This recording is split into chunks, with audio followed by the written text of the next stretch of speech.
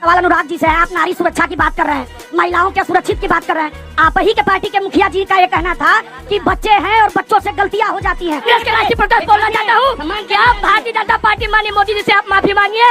मैं पूछना चाहता हूँ, अगर 400 पार मोदी जी का सीट आया तो जानते हैं यूनिफॉर्म सिविल कोड भी लागू होगा। कांग्रेस से है कि ये लोग क्या गारंटी कि 100% युवाओं को रोजगार दे देंगे? करेंगे मोदी जी। आज तो बोले ही बोले, कल नहीं भी बोले। गठबंधन के दोनों प्रवक्ताओं से पूछना चाहता हूँ कि देश के यशस्वी प्रधानमंत्री ने पूरे भारत वर्ष के व्यक्तियों को अपना परिवार मान लिया हो और वो प्रतिनिधि चुनने की बात कर रहे हैं। नमस्कार दोस्तों, स्वागत है द भारत डिबेट शो में। दोस्तों आज का डिबेट काफी मजेदार होने वाला है, इसलिए आप लोग से अनुरोध है कि डिबेट को अंत तक देखिएगा। दोस्तों आज के डिबेट में जनता ने सपा और कांग्रेस की प्रवक्ता की अच्छी तरह से डिबेट में क्लास लगाई है। दोस्तों डिबेट काफी मजेदार होने वाला है, क्योंकि आज के इस डिबेट में जब जनता ने कांग्रेस और सपा के प्रवक्ताओं से सवाल किया तो दोनों प्रवक्ता जनता के सवालों के जवाब न देते हुए उल्टे जनता पे चिल्लाने लगे। इसमें डिबेट में क्या हुआ, सो आप डिबेट को खुद से देखिए।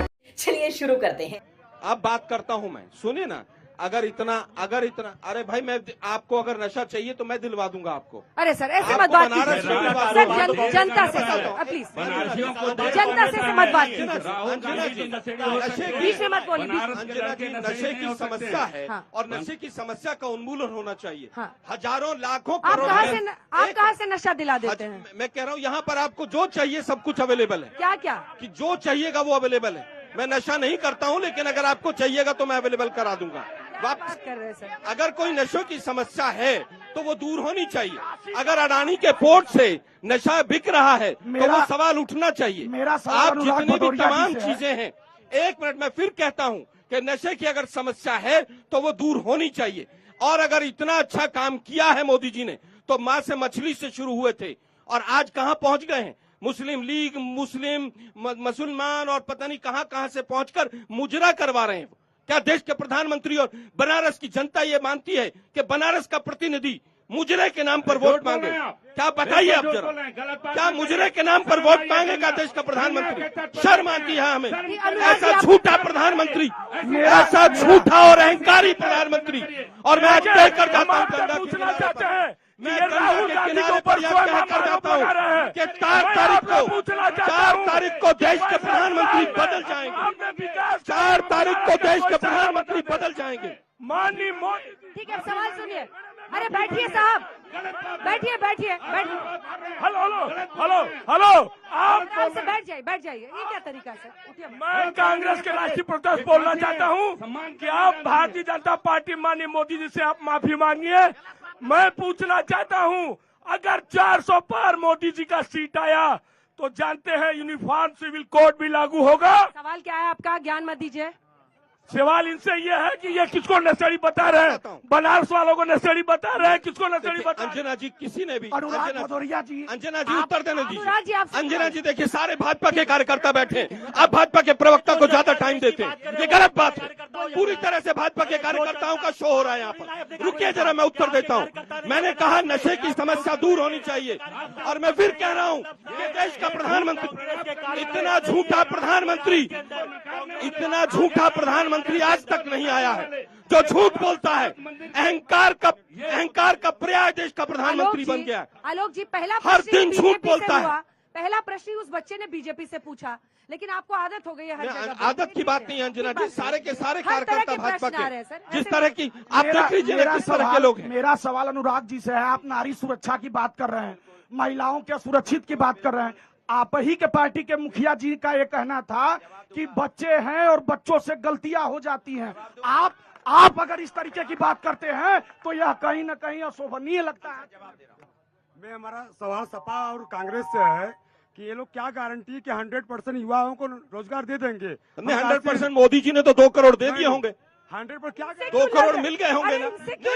आप विपक्ष से 10 साल जो सरकार रही उससे सवाल नहीं पूछते हैं लोग। आपका नाम क्या है? दिक्कत ये कुमार पांडे, हम काशी हिंदू विश्वविद्यालय में छात्र रह चुके हैं। यहाँ छात्र रह चुके, अभी क्या करते हैं? बीजेपी के कार्यकर्ता हैं क्या? ये कार्यकर्ता नहीं, हम युवा हैं। हम सरकार के लिए कांग्रेस ने 2003 से 10 साल से जो प्रधानमंत्री झूठ बोल रहे हैं कि 2 करोड़ रोजगार मिलेंगे, उनसे पूछने की हिम्मत नहीं है। आलोक जी, गजब है भाई। आलोक जी क्यों गुस्सा कर रहे हैं? नहीं, गुस्से की बात नहीं है।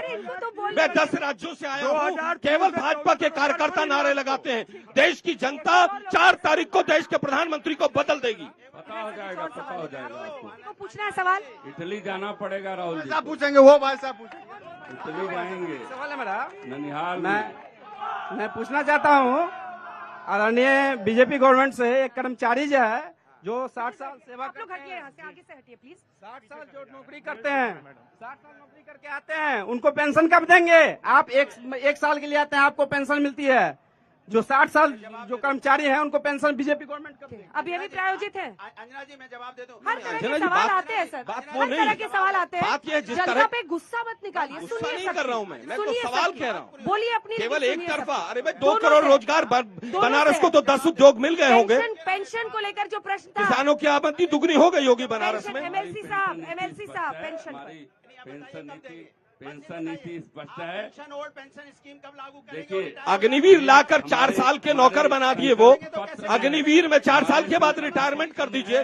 देश के प्रधानमंत्री को 75 साल में 5 साल और चाहिए। पत्र में है भदौरिया जी, आप पढ़े लिखे हैं, आपको सब पता है। देखिए हमारी नीति है, हमारी नियत है। हम देश के युवाओं का देश के ऊपर 5 गुना कर्जा चढ़ा दिया।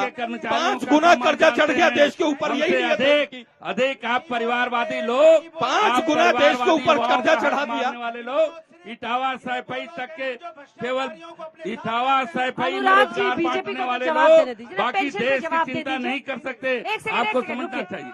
पेंशन पे वो बोल रहे, फिर नौकरियों पे आप बोलिएगा, उनको पूरा करने दीजिए अंजना ना। जी पेंशन दो पे लोग बोल ही चिल्लाते तो नहीं तो रहे जवाब ही नहीं आ रहा वो। ना। अंजना जी वो पेंशन पे पेंशन पे बोलेंगे तो हम बोलिए। सुनेंगे। ये क्या बात करेंगे? पेंशन पे बोलिए ना आप जरा। इन्हीं की पार्टी आप में बोलिए ना यादव पेंशन से इनसे पे। पूछिए, बर्खास्त किए अरे गए। भैया आप पेंशन पे बोलिए ना। जो चयन आप आयोग पेंशन के पे अध्यक्ष बोलिए ना। भ्रष्टाचार आप पेंशन पे बोलिए ना। बोलिए ना पेंशन पे आप। अरे पेंशन पे बोलिए ना। अरे मेरी बात सुनिए। बोलिए पेंशन पे। अरे पेंशन पे बोलिए। आपसे जरा देखिए आप लोग। बहुत हुई महंगाई मुद्दों पर की मार बात अब की करिए। बार उनकी सरकार। बहुत हुई बेरोजगारी की मार अब की बार उनकी सरकार। बहुत हुई महिलाओं पर अत्याचार अब की बार उनकी सरकार। और उसके बाद क्या किया कि बेरोजगारी हाईएस्ट है, महंगाई हाईएस्ट है। हाथरस जैसी घटना होती है, रात को 2 बजे मिट्टी का तेल जलाकर बेटी को जला दिया जाता है। लेकिन अगर जब भी कोई बात करो तो उसमें हिंदू मुसलमान फलाने ने कहा था, ढिकड़े ने। अरे भाई 10 साल से तो आपकी सरकार है, कितने रोजगार आए जरा ये तो बैठ बता जाइए दीजिए। भैया, बैठ जाइए, ये बैठ सब जाइए, बैठ जाइए, प्रायोजित, बैठ जाइए। ये तमाम प्रायोजित लोग हैं जो उठ कर बीच में से उठ कर इनके बवाल आता है। लेकिन ये जानते नहीं है कि बनारस गठबंधन के प्रवक्ता से पूछना चाहिए, इंडी गठबंधन के दोनों प्रवक्ताओं से पूछना चाहता हूं कि जिस देश के यशस्वी प्रधानमंत्री ने पूरे भारत वर्ष के व्यक्तियों को अपना परिवार मान लिया हो और वो प्रतिनिधि चुनने की बात कर रहे हैं, इनको तय करना चाहिए जो परिवार की पार्टी खुद के घर से चलती है उनके प्रतिनिधि यहाँ बनकर बैठे हैं। देश के यशस्वी परिवार का प्रधानमंत्री आदमी मुजरे की बात नहीं करता है। परिवार का आदमी मुजरे के नाम पर वोट नहीं मांगता है। परिवार का आदमी अपनी बेटियों को बचाता है। परिवार का आदमी कभी भी कुलदीप सेंगर जैसे और ब्रजभूषण शरण जी जैसे लोगों को बचाता नहीं है। परिवार की भी बात करेंगे वो मोदी जी छाछ तो बोले ही बोले, छलनी भी बोले। कंबोडिया क्या जाते हैं? परिवार का आदमी कभी मंगलसूत्र की बात नहीं करता है कि दूसरी पार्टी मंगलसूत्र छीन ले जाएगी। अनुराग जी बोले, फिर आप जवाब दीजिएगा। अनुराग जी देखिए इन्होंने बोला मेरे देश की ये भी बोल रहे थे कि आप लोग कैसे पूरी बेरोजगारी देश में खत्म जवाब दे रहे करेंगे। कह रहे हैं देश की इकोनॉमी 5 ट्रिलियन हो गई। अब देश की इकोनॉमी 5 ट्रिलियन हो गई और आपने 80 करोड़ लोगों को लाइन में लगा दिया। 5 किलो चावल 5 किलो आटा में आपने उनको पैरों पर क्यों नहीं खड़ा करते? रोजगार क्यों नहीं देते? और वो देखिए जो रोजगार की बात कर रहे हैं उनको ही कह रहे हैं बाहर के। अच्छा बच्चा बनारस में जो लोग महंगाई रोजगार पे यूथ चर्चा उठा रहा है। एक मिनट मैं आपको फिर आप बोलीजिएगा प्लीज। नहीं मैं कह रहा हूँ जो यूथ यहाँ पे बात कर रहे हैं महंगाई बेरोजगारी की, उनको आप बताते रहो बाहर का है। तो आप 4 लोग जो लेके आए ये 4 लोग नहीं है, ये हजारों लोग जो खड़े हैं ये महंगाई बेरोजगार की बात करना चाहते हैं। मेरे साथ बोले ये देखिए ये रोजगार है, इस रोजगार की बात कर रहा हूं मैं जो आप नहीं सुनना चाह रहे हो। आप सिर्फ बढ़ाई सुनना चाहते हो सरकार की। तो कब हम लोग कर देते हैं बीजेपी की बढ़ाई करते? बताओ क्या क्या बोलिए बताइए क्या क्या बोलते बताइए। बढ़ाई कर दो, बढ़ाई कर देते बोलो क्या क्या बोलते बताइए। बताओ नहीं क्या क्या बोलते आप जो बोलो बढ़ाई कर देते। आपको अब आप जवाब दीजिए, अब आप जवाब दीजिए और जिम्मेदारी से दीजिए। मतलब दोस्तों आज का ये डिबेट यहीं समाप्त करते हैं। आई होप कि आप लोग को काफी ज्यादा पसंद आया होगा एक लाइक एंड चैनल को सब्सक्राइब कीजिए। साथ में आप लोग कमेंट बॉक्स में राय जरूर लिखिए। चलिए मिलते हैं कोई और लेटेस्ट डिबेट वीडियो में, तब तक के लिए जय हिंद, जय भारत, वंदे मातरम।